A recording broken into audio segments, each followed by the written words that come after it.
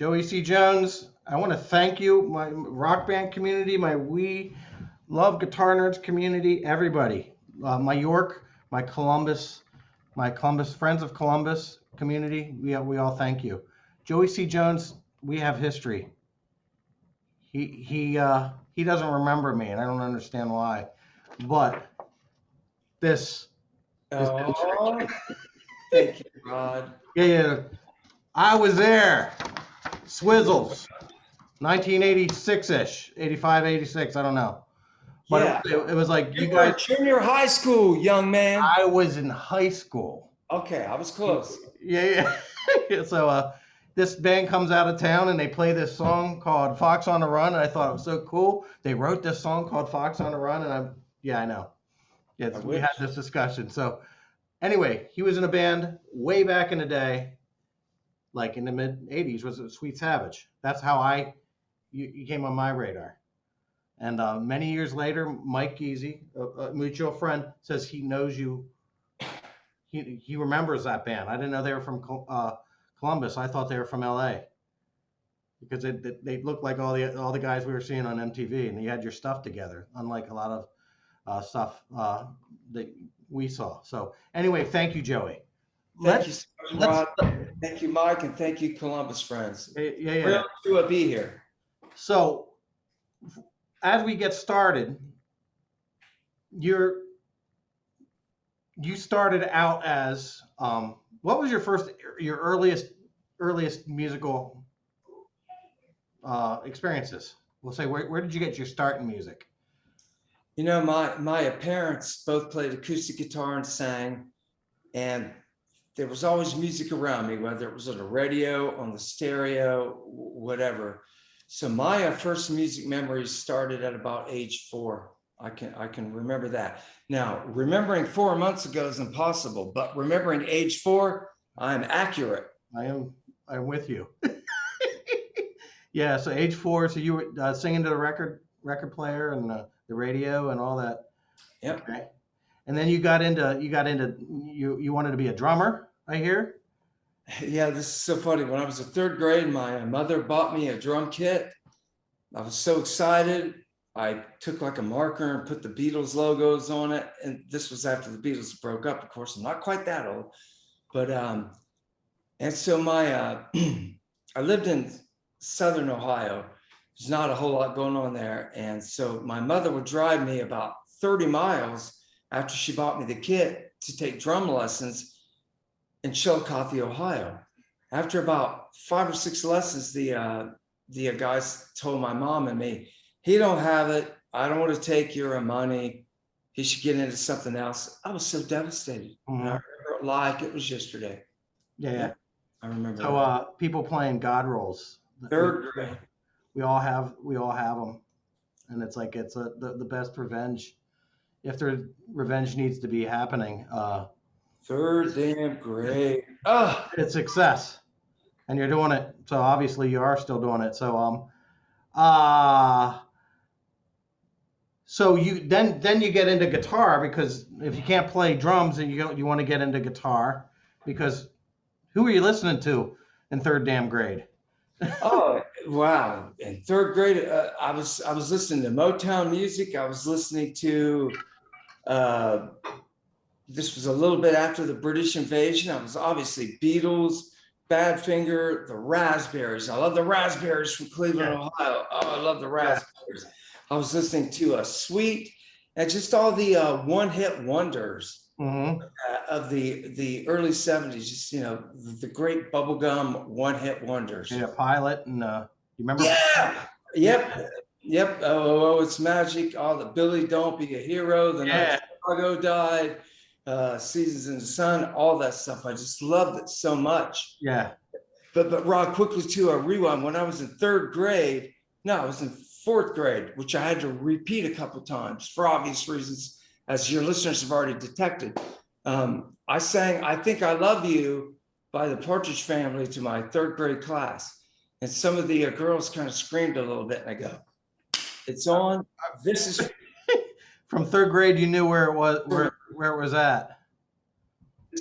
Like 4th grade or something. 5th. The die was cast. I knew what I wanted to do. I knew what I wanted to do. Okay. So you get into guitar, and then you were singing in third grade, fourth grade, but you realize that you know what? There's lots of guitar players out there.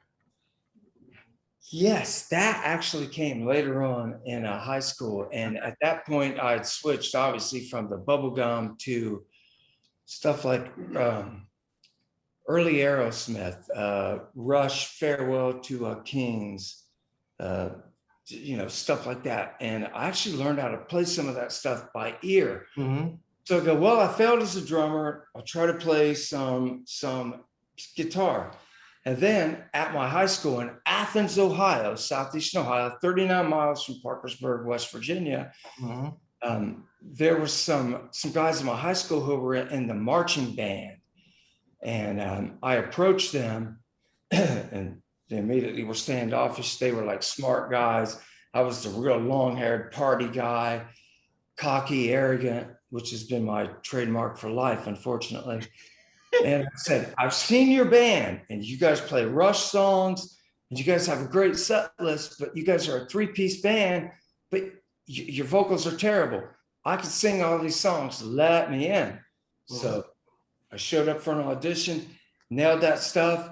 And then by 11th grade, we were playing after school dances at the high school, it's a junior high school, whatever we could do. And we would open up with side one of 2112 by Rush. That is nail it perfectly.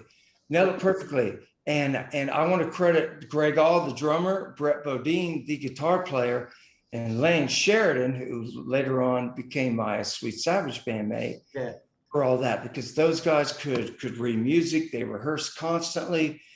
And damn, we were a good band. We had the greatest. What was the name of that band? Truce, Truce. Okay, yeah. Okay, Truce. So then, so you and Ricky Soga did a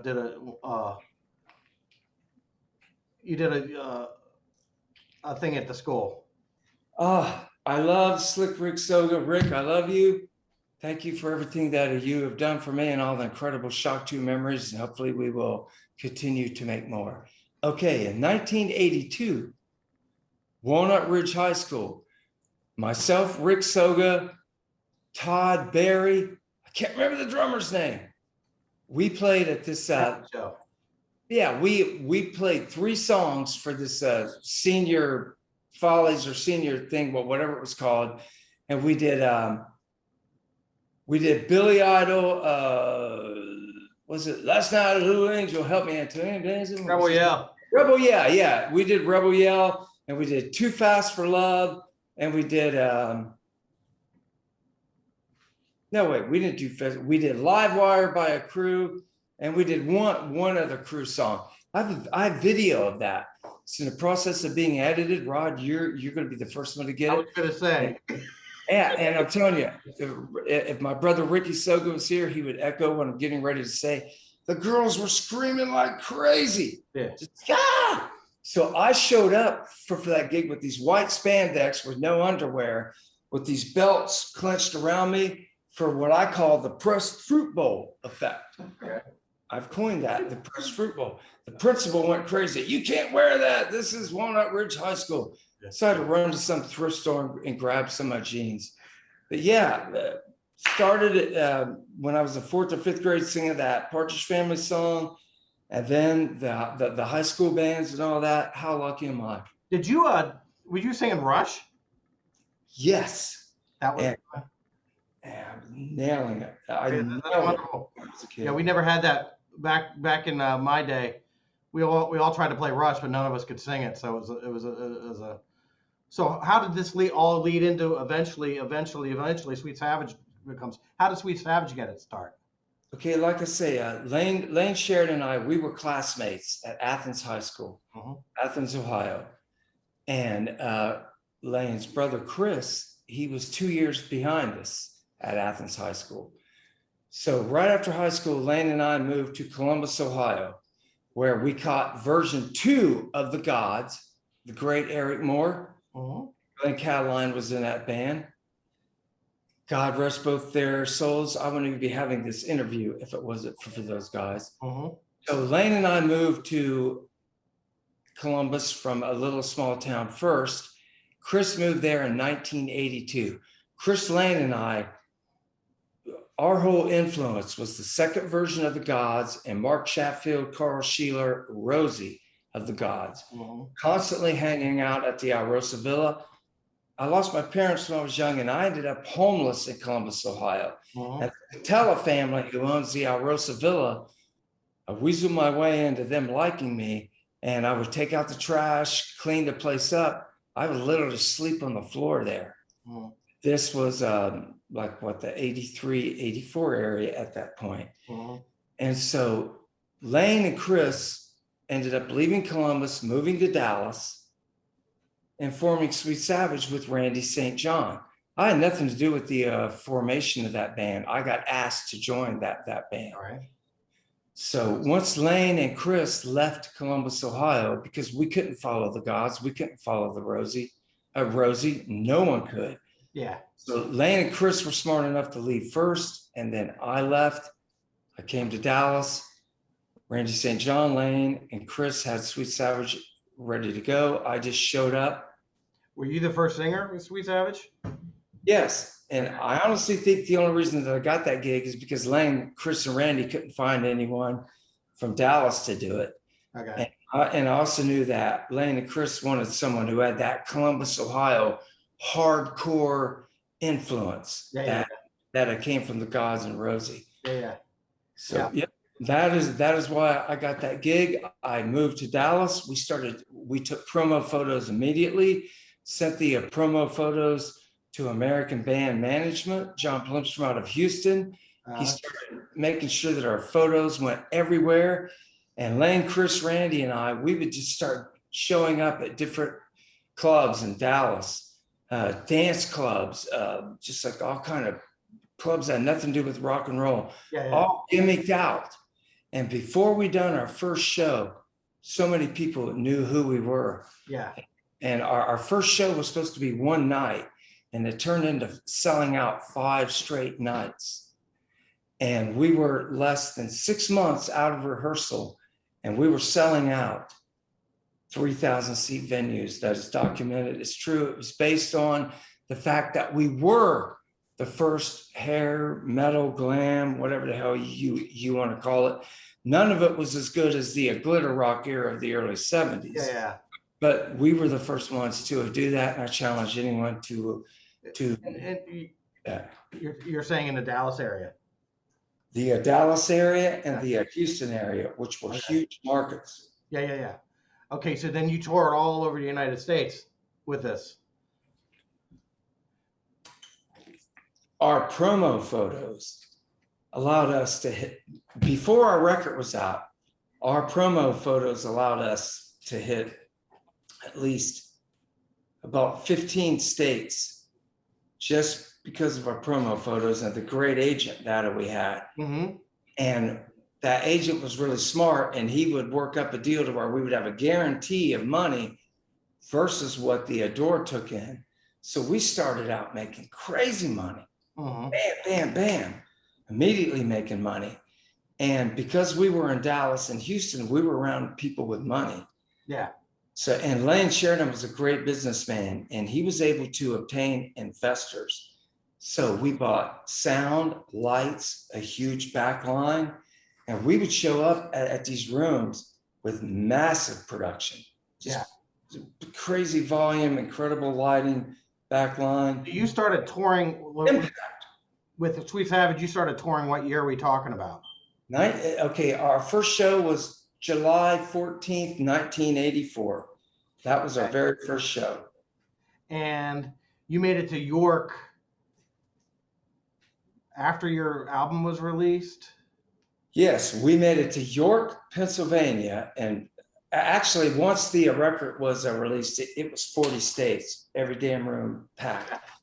And thank you for mentioning York. This is the greatest story ever. I was not there for this, but yeah.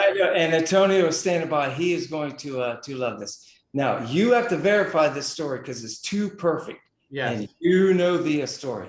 Okay, once our record was out and we had a little bit of airplay in that area, we show up after doing going from Dallas, Arkansas, Tennessee, Kentucky, Ohio, Michigan, bam, straight over to Pennsylvania. We show up at a large room in York, Pennsylvania called Swizzles.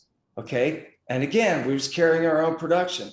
So this room was not set up for our sound and lights. Our light man, Randy Groves, bless your heart, he ended up placing the massive amounts of lights right by the sprinkler system on the stage. Okay. Okay, so we do like. You know what's going to happen here. I'm pretty accurate on this. We did 4 songs, and immediately the sprinkler system on the stage goes crazy. And it was weird. We were soaked, the monitors, everything was soaked. And then within 30 seconds, the entire room, the sprinklers go off everywhere. And at that point, all these girls were decked out so beautifully. All the guys who were there, you couldn't even tell if they were in a band or not because they all had the jacked hair and the clothes.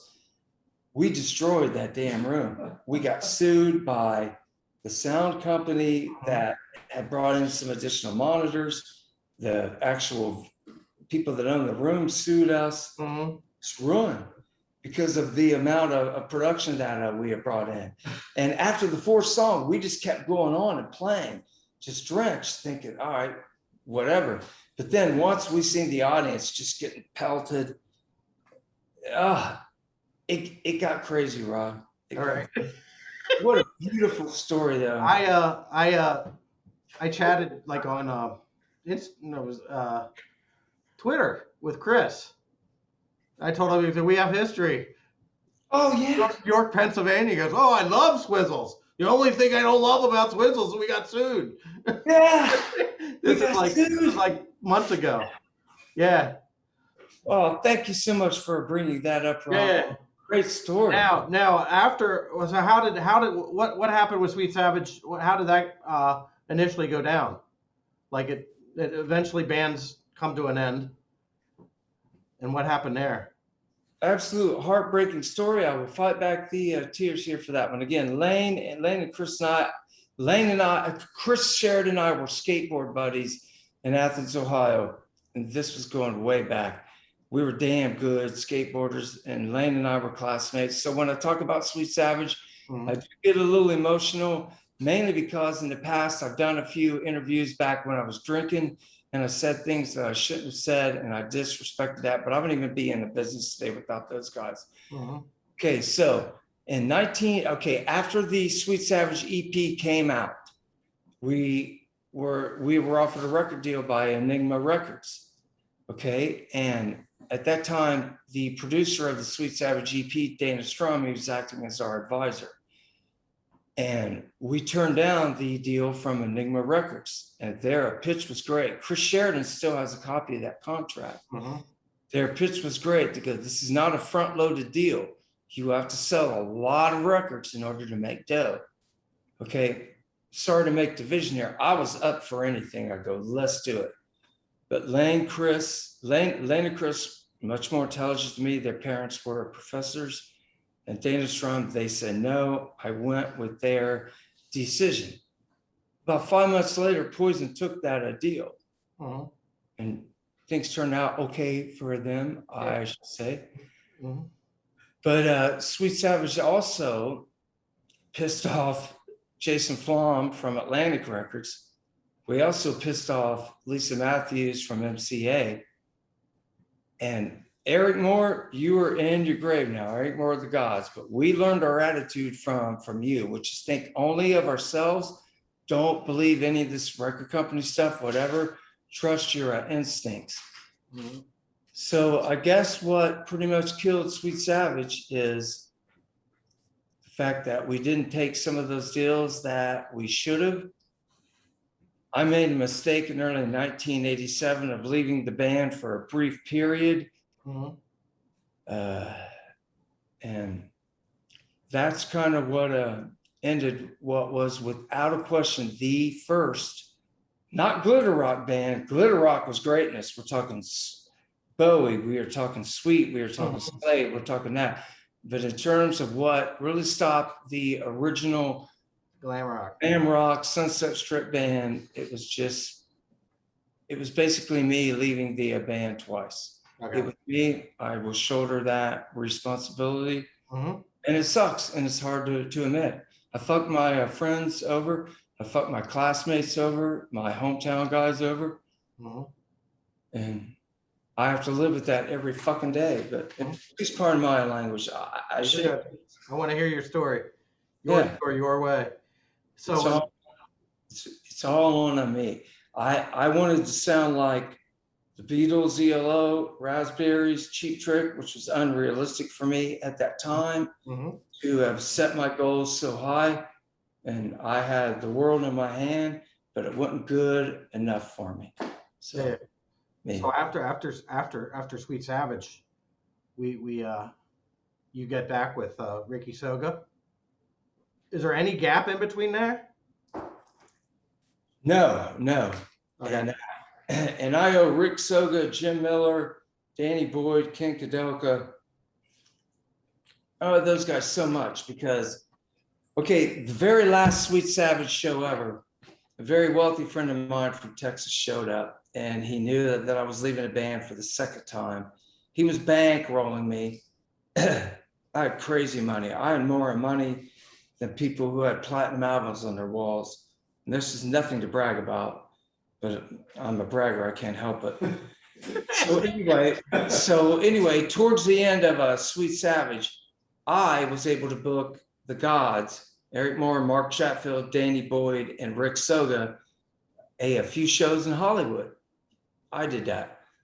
When Rick showed up, and Rick and I had already been friends since 1982. I said, Rick, Danny Boyd of the Gods, you guys need to leave the Gods. I'm out of Shock 2.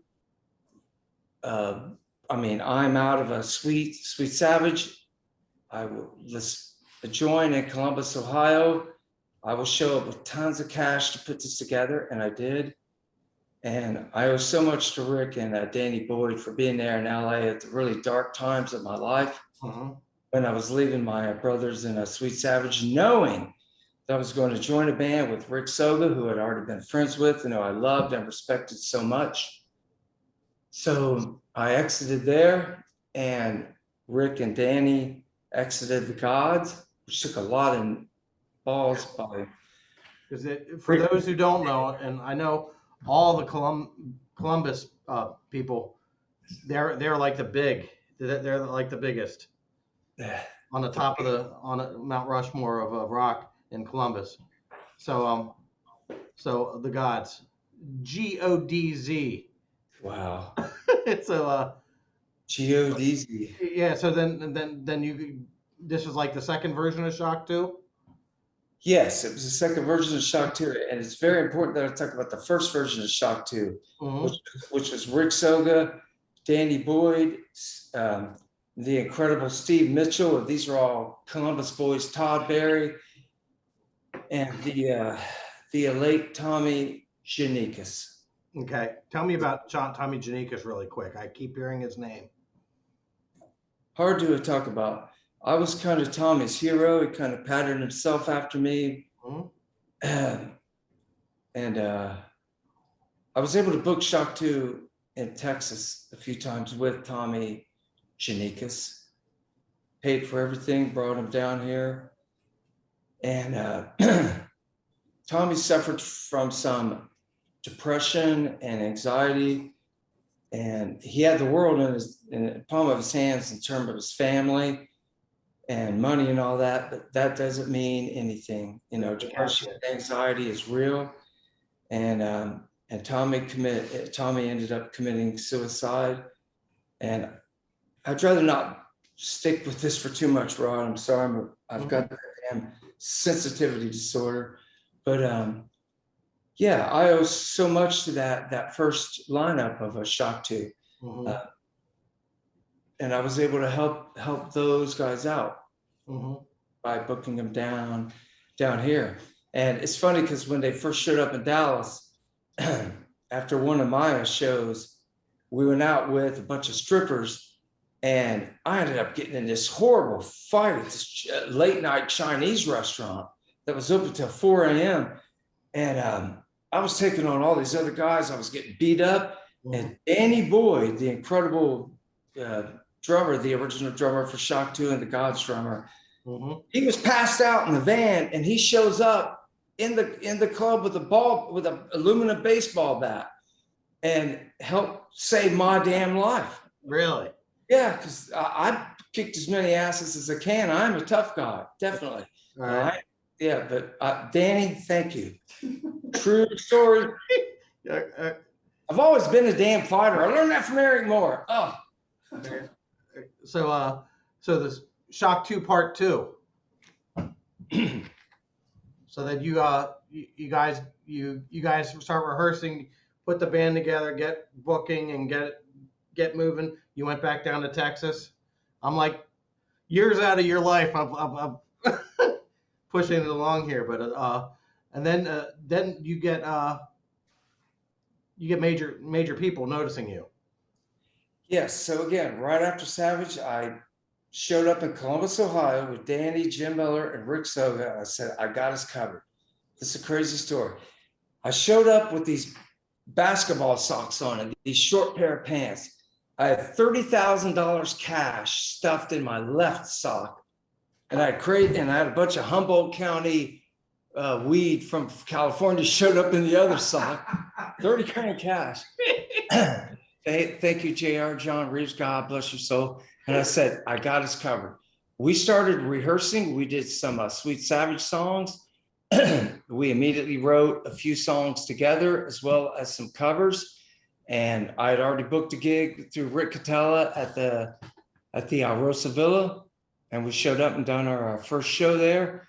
We did a Friday, Saturday, Sunday. I think we made about maybe $2 grand for the weekend, but with what I pitched in, every member of the band ended up making a very large amount of money from that first gig. And I just wanted them to know, I got you covered. After the first gig, we all came back to Dallas, and we just followed the trail that Sweet Savage has blazed in terms of Dallas, Houston, other Texas cities. And we jumped in and immediately just kicked ass right from go, because it meant so much to us. We knew we had huge shoes to fill. With the Sweet Savage. We didn't try to fill those shoes. We just tried to, no one could ever fill Sweet Savage's shoes. We just tried to make our own little path. And I think that we did a great job. And again, I wouldn't be talking to you right now, Rod, without Savage and Shock 2. Yeah. So you then start recording. Tell us about your you're going to record an album with you tell a story. I don't want to. Okay, yes. You've been a fan of like bands like Cheap Trick. Ooh, and so we have thank you so much for setting this up, Rod. I'm always massively confused about everything. So one of my promises to a Shock 2 was, look, I got us covered on recording, whatever we need. So we showed up in Dallas and we wrote a couple more really good songs. And then we went to a great studio called Planet Dallas and we tracked some demos, 11 damn good songs. I was so proud. We tracked 11 good songs, which led to interest from various people. So we signed a management deal, which didn't turn out well. Again, I got sued, but I won. But anyway, so we immediately started sending all of our demos out, and a friend of mine who was a rep for Gibson guitars got us some connections immediately. One of them was Chas Sanford, who in the 70s, 80s produced everyone from Chicago to Peter Cetera, Stevie Nicks, on and on. He was the first guy to show interest. We got stuff to him. I went out to his studio, which was Brian Wilson's Purple House, where Pet Sounds was recorded. When Purple at the time, he fixed up some of those vocals. Nothing worked out with him. So at that point, all the demos that we had done ended up in the hands of Marshall Burrell. And Stevie Blaze from Lillian Axe helped with that. Marshall Burrell was Van Halen's first manager. He was the guy who put Rad over. That's where I heard from him. Yeah, so our demos got to Marshall Burrell. he contacted me and said, I love this stuff. What is going on? I said, nothing. You tell me, sign us, send us money, help us out. Marshall Burrell sent us a complete record deal. And at that time, he was Mr. King of conflict of interest, means he was the label, he was the production company, he was everything rolled into one, and it worked for Rat, so we signed the deal. He asked us who we wanted to produce the record. I said, Rick Nielsen and Robin Zander. He said, no, those guys are songwriters, artists, it won't work. How about Tom Werman? I go, I'm up for anything. So he goes, I'll tell you what, book a show. I will bring Tom Werman to see you. Tom Werman was the Cars. Ever. Yeah, he was a lot of all the people that you listened to were with the Crew. Crew, the Cars, Cheap Trick, Poison, and so many others. Yeah. So many others. So myself, Ricky Sogan, our bandmates, Kinkadelka, Jimmy Miller, Les Fancher, we were so, damn, Tom Werman's coming to see us. So I booked a show at On the Rocks down in downtown Dallas, Texas. The place was always sold out wherever Shock 2 played. And so before we went on, we didn't see Tom Werman or anything. I knew who he was. We all knew his picture. We kicked into the first song. Tom Werman's front and center, pumping his fist. I'm like, damn, something's weird here. And Tom Werman loved this. After the show, Tom Werman and Marshall Burrell came into the back. Tom Werman really wanted to do us. He loved the demos. He loved our live show. This was late 1989. Okay. Late 1989. And quickly, I had to pick Werman's brain. I go, who's the best singer you ever worked with? He goes, oh, hands down, Robin Zander. He could do 3 songs a day and double. And I go, and this is true. And if I step on toes, too bad. I go, who's the worst singer you ever worked with? He goes, oh, Vince Neil. It took us sometimes weeks to get a vocal out of him. Anyway, I had to throw that in. Anyway, at the end of the night, we all partied, drank, got rotted, and went our separate ways. Rick Sogan, myself, Shock 2 members were thinking Tom was going to produce a record. Okay, a couple weeks later, Marshall Burrell calls me back. He goes, Werman wants $250,000 to do this. What do you think? I go, I think we will have to sell at least $3 million to break even if we go with that deal. I go, I don't think it's a good idea, Marshall. Marshall goes, well, he's the guy. I go, I want Rick Nielsen and Robin Zander to produce us. I want them to work with us on music. And Marshall Burrell, being the ass he always was, goes, no, those guys are artists. They are producers. It won't work out. And I go, contact them, get a price from them, feel it out. Obviously, Nielsen Zander did not like Marshall Burrell because when Rat blew up, Cheap Trick opened some shows on the Out of the Cellar? Second one. Second one, yeah, on the Out of the Cellar tour, and there was Bad Blood. I go, contact him. We cannot afford Werman. I think he was jumping up and down for the thrill of making $250,000 versus us. So anyway, he contacted Nielsen and Zander, and it went from $250,000 to $40,000 real quick. Marshall Burrell reluctantly agreed to do the deal, and it was on. So we made the deal, and I set up a showcase in Houston. Had a great room called Backstage that Antonio Brazil, my bandmate that'll be interviewed here shortly, played at. Nielsen showed up there. And after the show goes, I need chicks and other things that I can't mention. We arranged all that for him. He goes, okay, you guys are a decent band. I'm going to do you a big favor. And I'm doing my terrible impression of him. And Rick, I love you, but you're the biggest prick that ever walked God's earth. I love you though. And so, but again, we were really happy about it. So we made the deal and we headed out to record with Rick Nielsen producing, Robin Zander involved on a few tracks. Uh-huh. And I think, Rod, that I should let you pick up from here, and then I will finish, and we will go into all the hours of sessions. Yes. Yes. So we're not going to hit everything. So after Shock 2, so what happened to Shock 2? You dismissed yourself from Shock 2 because of what reason? Short story, because we have a lot to talk about. I know we do, and I have so much to talk about, and I'm a motor mouth. Okay, so anyway, so Shock 2 shows up in Milwaukee. We do pre-production at a rehearsal facility with the Nielsen. Nielsen gives us 2 songs. I wanted 10 of his songs. All right. So Burl would not agree. We go into the studio. Nielsen is such a stickler about drum tones, etc., that we spent weeks and weeks on drums and guitars. It left a little bit of time for vocals. And I can say this, thank you, Robin, for singing on the song, All We Need Is a Dream. And thank you, Rick Nielsen, for playing guitars on several of those damn songs. Couldn't legally say it before, but I don't care now, I just said it. Anyway, so we went massively over budget, Rod. We went way over budget, over that $40,000 budget. Yeah. And so it came down to a massive disagreement between Marshall Burl and Cheap Trick's manager, Ken Adamany, who's the ultimate prick, and Rick Nielsen. It came down to a major dispute on all of that. And other than the 2 Rick Nielsen songs that he gave Rick Sogan, Shock 2, and I to record, the other 8 songs involved, 4 of them ended up with no backup vocals or anything. So that is how far we were over budget.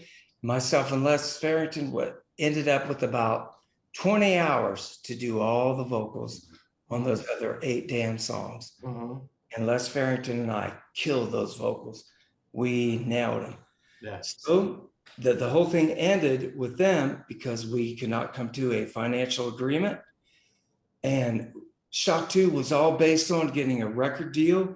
It wasn't based on the fact that every national act that we opened up for, we smoked their asses. It wasn't based on the fact that we sold out every room that national acts played in. It wasn't based on that. It was based on a record deal. And we were deflated by the whole Marshall Burl, Rick Nielsen, Xander thing. And there was nowhere left for us to go. Mm-hmm. So I left the damn band. And again, I screwed over some dear friends, and I will carry that rock to my grave as well. Mm-hmm.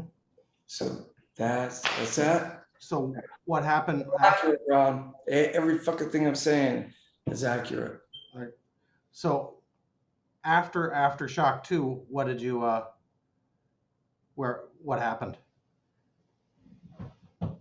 After Shock 2, okay, I was friends with the Poison guys since 1986.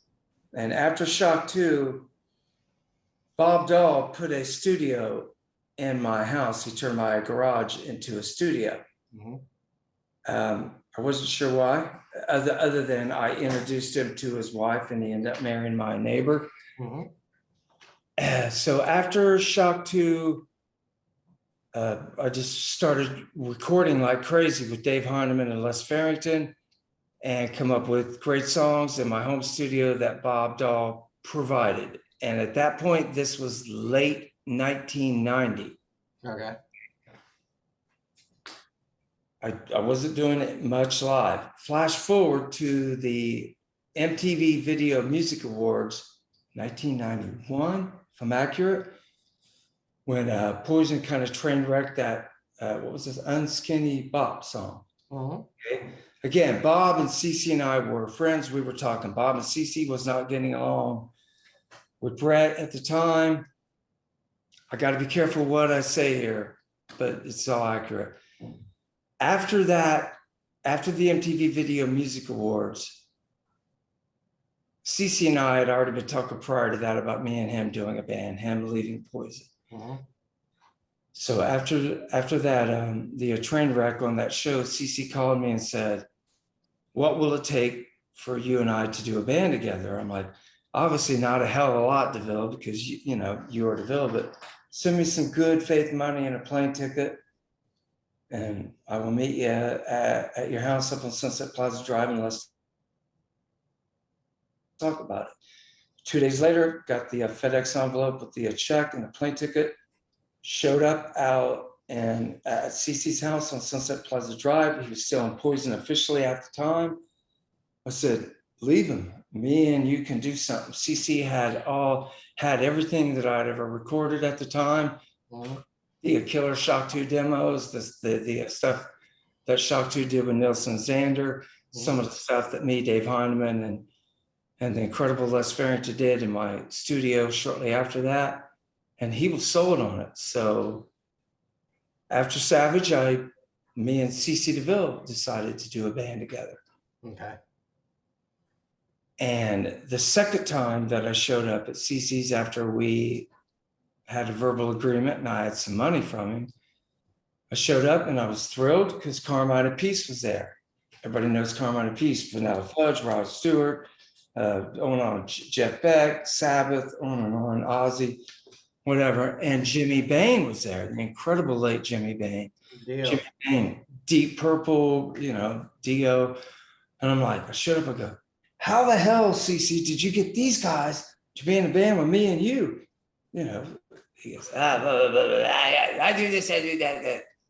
So I showed up and I was so thrilled, Rod, because CC and I had nothing written at that time. Those guys had learned some songs that I had recently co-written. They had learned a few Shock 2 songs. And they had learned Wait All Night, which Rick Nielsen had given us. And we sounded really good. And I was pumped up about this. That lasted about 5 weeks. And it didn't work out because CC didn't want to throw Carmine and Jimmy Bain some dough. I'm like, throw money. Here, I'll give you back half the dough that you gave me. Keep these guys. But those guys bailed. I stuck around, and CC started bringing so many other musicians up there. Really don't want to keep names dropping, but some of them were pretty famous at the time. And they just all wanted dough, and they were all just, my name was not Lily White in those days, but some of the people that CC was bringing up there, they were heroin people or whatever. CC never touched any of that stuff. But CC, let's find some unknown guys. Quit worrying about people, that have done a little something and who want money. CC found Adam Hamilton and Christopher Torrock. Christopher's from Columbus, Ohio. Adam Hamilton is now a mega A-list producer. Look up Adam Hamilton. He occasionally takes my calls still. Thank you, Adam. So then it was CC, Adam Hamilton, Chris Torrock, and we were sounding really good. And and Adam and Chris Torrock were like 20 years old at the time. I was like 29. CC was 31. These guys' youth was such an infusion of energy into us. And everything was just looking great. And then it just went nuts with like Ron Jeremy up there all the time. Sam Kinison was there all the time because him and his wife were going through a divorce. It was hard to focus on music with all the craziness that was going on around us at all times. I'm not complaining. I had a blast. God damn. How much of it do you remember? All of it. I remember all of it. Okay. Again, Rod, my name is not Lily White, and I have done drugs in my lifetime, but I'm not completely fried from it. Yeah. I remember everything. Okay. Every single thing. Which is probably makes you somewhat of a rarity. Yeah, I remember. And trust me, Adam Hamilton, Christopher Torrock are listening to this, and they really remember everything. And I'm not going to make any of those guys mad. So after all this madness that kept going on, and we had a showcase set up for Capitol Records, and we really only had about 7 or 8 songs together, and couldn't wake up CC for that damn showcase. So I remember telling Adam and Chris, stick with me. Let's just all split. I'll come up with something for us, because I just needed Adam and Christopher Torrock so bad. And those guys, for some reason, believed in me. And I was able to keep my word. We got a deal with an indie TNT Tony Nicole Records. Mhm. And we ended up with, at the height of grunge, and we started recording the record in late '92, produced by Dito Godwin. We couldn't have done it without him. But that record was released in '94, and at the height of grunge, that record ended up getting airplay. And I can't remember, it's like every major market. Of course, it was a Rick Nielsen song, which helped. Mhm. And we did a video that we shot at Dallas City Limits in Dallas. That got a little bit. What was the name of that band? Joey C. Jones and the Glory Hounds. I totally Okay. forgot. I should have mentioned it. Yeah. Okay, so the Glory Hounds. That was the post CC band. That was the post CC band. Excuse me, I'm slobbering all over myself as usual. So that is the post CC band, Joey C. Jones and the Glory Hounds. How many albums did they do? Only one. Okay. Only one. We only got to do one record. Those songs, Adam Hamilton and I wrote some of the songs. There's a song on that record that CeCe DeVille, Adam Hamilton, and I wrote called Broadway, that we're very proud of. And of course, there was the Rick Nielsen pen song, which is what put the whole thing over. So who was the guitar player then? The guitar player in that band was Craig Bradford, who was a friend of Adam Hamilton's. Adam and Craig were from Shreveport, still are, from Shreveport, Louisiana. Okay. And originally, Adam and I were working with Pete Comida, Pete Comida, the Cheap Trick bass player, For about a minute. But the label was dead, didn't want to give him any money, and we were so lucky to get Craig Bradford. And that guy just so gorgeous, with hair down to here, and he walked in, and again, the business hadn't kicked his butt yet. I don't think he was old enough to legally drink, just like Chris and Adam. And I owe so much to the members of the Glory Hounds, man. Yeah. Thank you guys so much. But that thing really got much further than we thought. Yeah. We played, I can't remember how many states we played in. Again, the MTV America, MTV Europe, which the Sugar Cube presents, the late great Kelv Hellraiser helped us out. Great production job by Dito Godwin. So so you remember all the players, like your brain remembers all the tentacles of like the production and all that. Yes. You're the brains behind that. I've never been the brains behind anything. That's not but true. I do read. That's not true at all. Wayne Sheridan was the brains behind Sweet Savage. Rick Soga was the brains behind Shock 2. The brains behind the Glory Hounds was Adam, Chris. I don't think you're a minion though. I don't see you as a minion. No. Yeah. Somewhere in the middle. Yeah, somewhere in the middle. All right. So after the Glory Hounds, where do we go? After the Glory Hounds, we go to me crying for months and months of being all bummed out. At that point, I had to do something totally different, sound-wise, look-wise, all that stuff, because I wasn't looking too good in those days myself. So formed a band called Crabtree. Have no idea I come up with that name. Maybe it's my real last name. And I owe all that to Davies Bear, Keith Long. And did anybody know that at the time? No one even knew it until I just mentioned it on your show. All right. So yes. So OEC is Crabtree. Yes. The C stands for Crabtree, and this, as in this. So at this point, flash forward 1996, the Glory Hounds wanted to do another record. TNT Records signed Peter Criss, gave him tons of dough, which wiped out our recording budget. As soon as the brilliant Peter Criss record was finished, Gene and Paul crushed it immediately, because shortly after that, Kiss went out with the makeup tour. So the Glory Hounds broke up because there was no money for a second record. And those guys weren't going to stick with me anymore if there wasn't another record. Yeah. The Glory Hounds guys. So I knew I had to do something different. So came back to Dallas, grabbed Davies Baird, Keith Long, Ken Kudelka, who was the second Shock 2 drummer, who played on most of the recordings, and went heavy. My attitude wasn't good. and I was in a bit of a dark place, and wrote 26 songs, co-wrote, 26. I wrote a few myself, co-wrote 26 songs. These songs are dark, heavily melodic. It still has a great sense of melody. It's not like any of the ridiculous stuff. It's a Crabtree. Grunge. It's not metal. Power Play magazine called it Cheap Trick and the Beatles Go to Hell, whatever that means. Okay.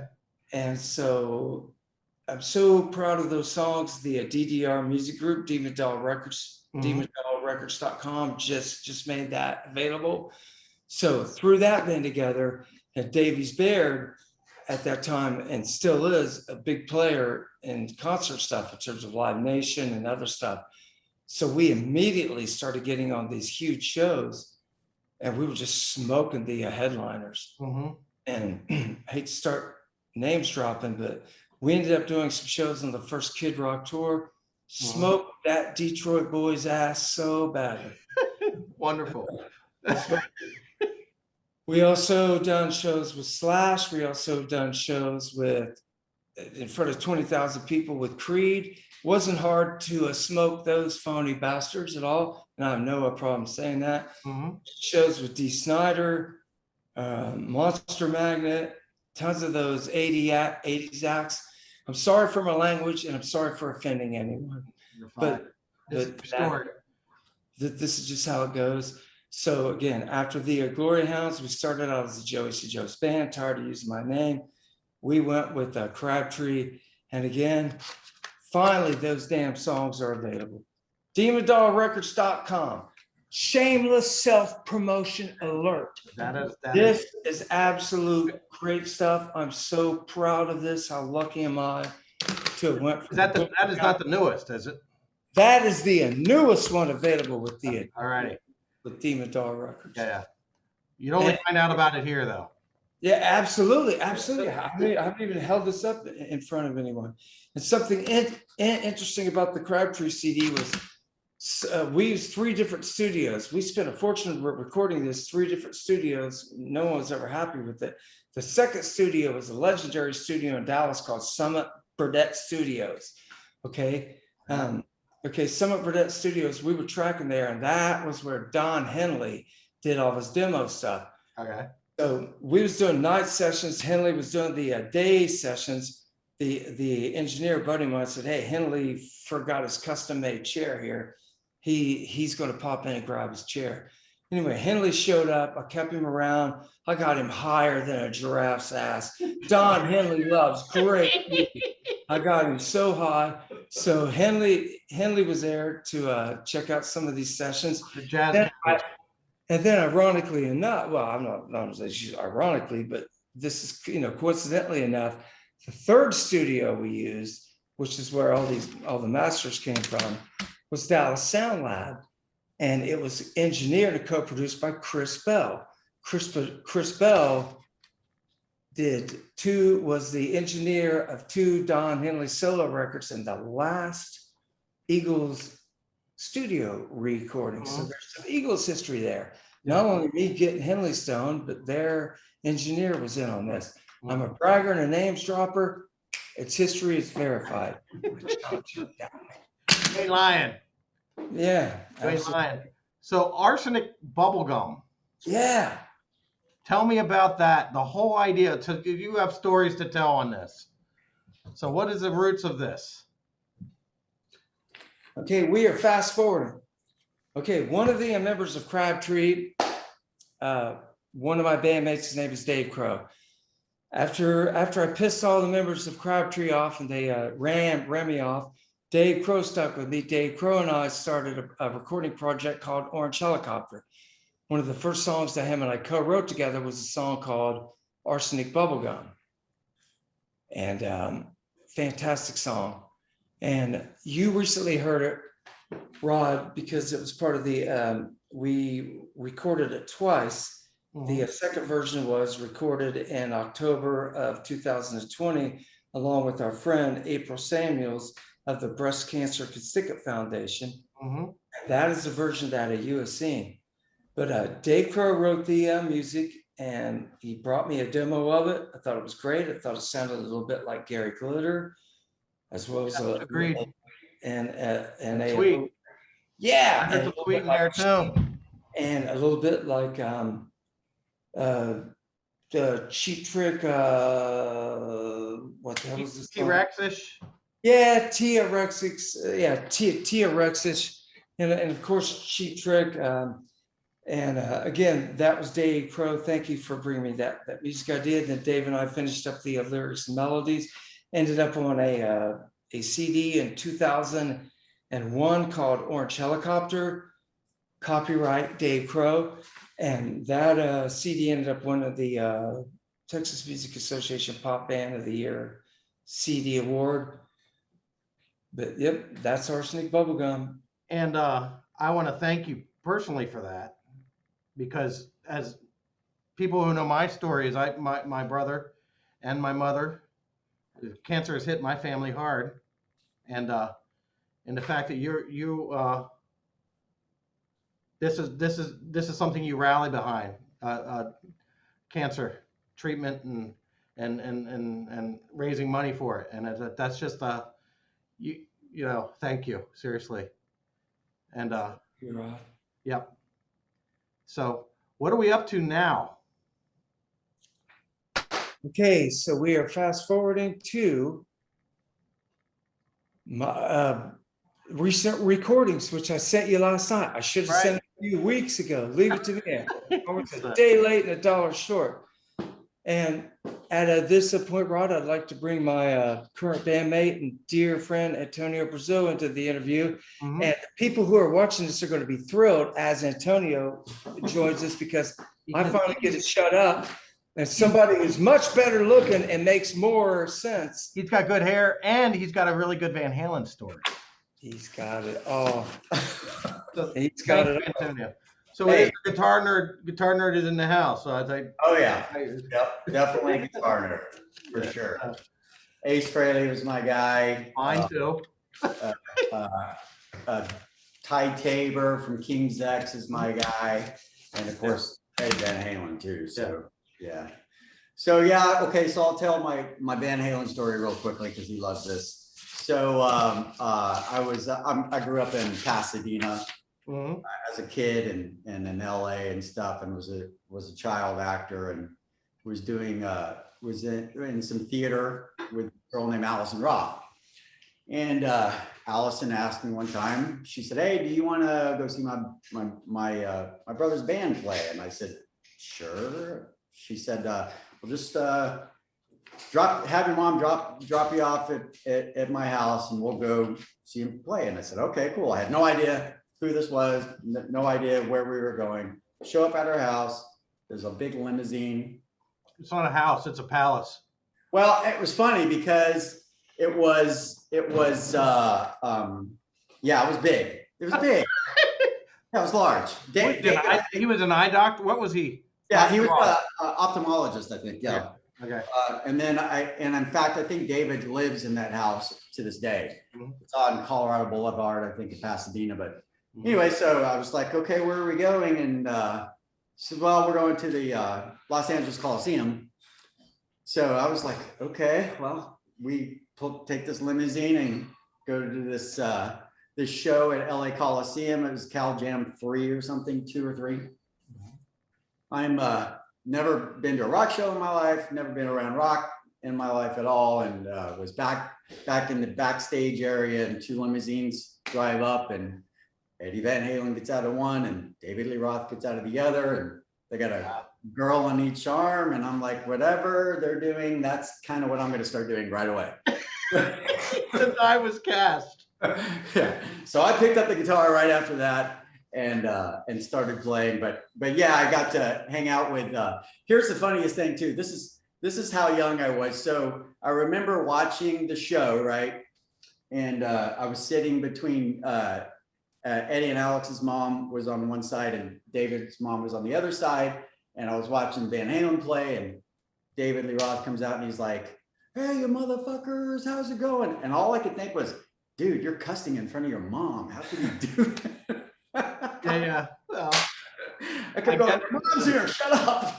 But anyway, so I got to talk to the band after the show, and I met Steven Tyler there, Ted Nugent, and Eddie Money, because it was a big festival thing. And I'll say that David was just one of the sweetest guys I've ever met. He was really, really nice and took a lot of time hanging out. You met Ed too. Oh yeah, met them all. Yeah. Okay, so they were all pretty decent, or? Yeah, they were all really, really nice. I mean, I think, for example, because I was there with David's sister, of course, he was extra nice and paid extra attention, because after the show, they were all getting interviewed by different magazines and everything that was going on. It was a huge festival that Van Halen had headlined. Yes. And, but I thought it was really cool that David took the time to talk to this little kid. Yeah. I thought it was funny that they exit different limousines. Yeah. Oh yeah. They all came in. All four of them came in different limousines. And again, the greatest thing about this story is because Dave Roth's sister had such a crush on Antonio. I just think it's great. Well, she was so nice, and we stayed friends. In fact, I moved to Texas not long after that, and went back a year later to visit, and we stayed at Allison's dad's house. Mansion. Yeah. What now David's. Yeah. And I remember I spent the night in his room, because he still had a room at the house. Yeah. And in this surreal. room, That is surreal. Yeah, he had this shelf in his room on one side, and it was like a big wooden shelf, and on the shelf were the pants that he wore, the horsehair pants he wore to the Texas Jam, the original boots that were on the Van Halen 1 and Van Halen 2. I mean, it's like history right there. So, yeah. Gene Simmons bought those boots. Huh? Gene Simmons bought those boots. Oh, did he? I didn't know that. So I'm a Kiss fan, so yeah, it was great. So so we were just hanging out in his room, and got to steal a bunch of merch from the last tour and stuff that was in he stored all the Van Halen merch in the basement. So cool. So anyway, it was fun. So what are you guys up to now? What is the latest? Tell me your latest. Some of the songs. Joey is like completely all about you. I'm all over the place. I wouldn't even be doing this anymore. Well, I mean, without Antonio. Here's the funny thing. So no reason. When I was in high school and lived in East Texas, my friend introduced me to some Sweet Savage and Shock 2 and everything, and we would bail on school and drive to Dallas, the big city of Dallas, and sneak into clubs to see Joey play. So I knew who Joey was forever. And then there's a picture of us. We were at the Trees reopening, and I think this was in 2010. And I mean, I was like, I saw Joey there. I was like, oh my God, I gotta get a picture taken with Joey. So there's a fan picture of me going, hey, like this, next to Joey. And then I moved to Deep Ellum, and our buddy Christian Baird introduced me to Joey, and they invited me to start playing with Joey C. Jones' band. Okay. We just hit it off, man, and our voices go great together. And so you're a guitar player, but you're also a singer.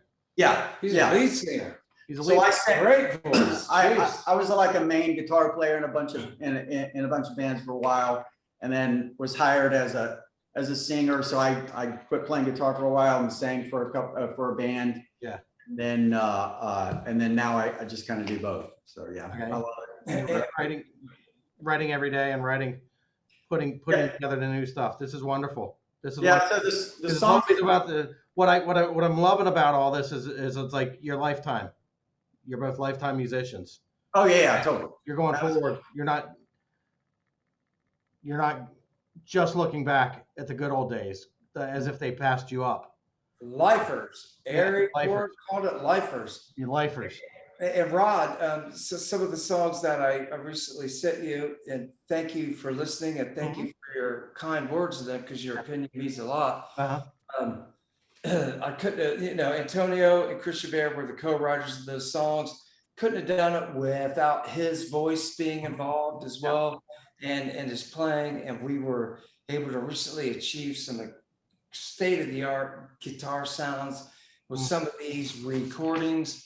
And Antonio and I have recently done big shows, like big room shows like Rat, Tom Kiefer, Lita Ford, YT, Jacob Lee. The list goes on and on. 2000 and New Year's Eve 2018 and 19, our band played the Whiskey A Go Go, which is nice to go back It was there. a great show. Yeah. Wonderful to Yeah. go back there. Yeah.